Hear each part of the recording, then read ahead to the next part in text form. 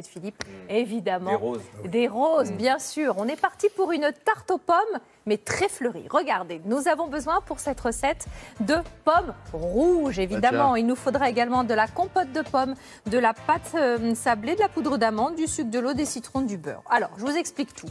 J'ai pas le temps de faire la pâte parce que je dois vous expliquer tout le reste. Mais à la maison, si vous avez le temps, évidemment, faites-la, c'est tellement meilleur.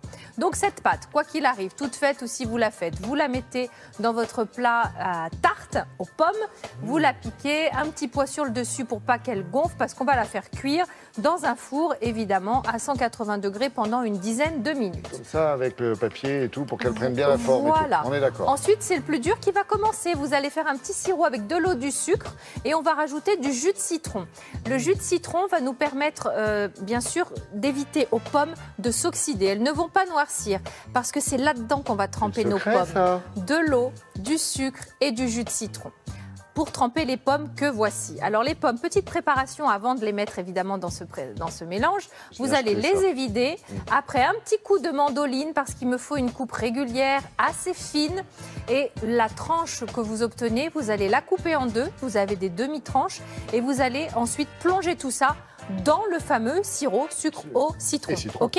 Le but du jeu, c'est d'assouplir ma pomme. Parce que si je veux faire une fleur, il va falloir que je puisse les travailler, ces tranches. Vous voyez, le fait de les passer dans le sirop va déjà évidemment les sucrer, les parfumer. Et puis ensuite, vous allez pouvoir les travailler avant de les mettre dans votre tarte. Donc je la prépare, la tarte. Une fois qu'elle est pré-cuite, je mets dans le fond de la poudre d'amande pour absorber l'humidité et ne pas détremper ma pâte. Je déteste les pâtes mollassonnes. Oh là là.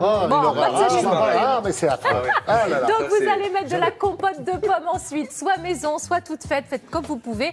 Mes pommes, je les superpose, j'en mets 3 et je les roule pour former un petit bouton de rose. Et pour que ça tienne, hop, je le plombe dans la compote. C'est magnifique. Et vous répétez l'opération. Alors j'avoue, c'est un petit peu long, ça je suis d'accord avec vous. Mais alors 4-5 heures de boulot? Mais non, pas du tout.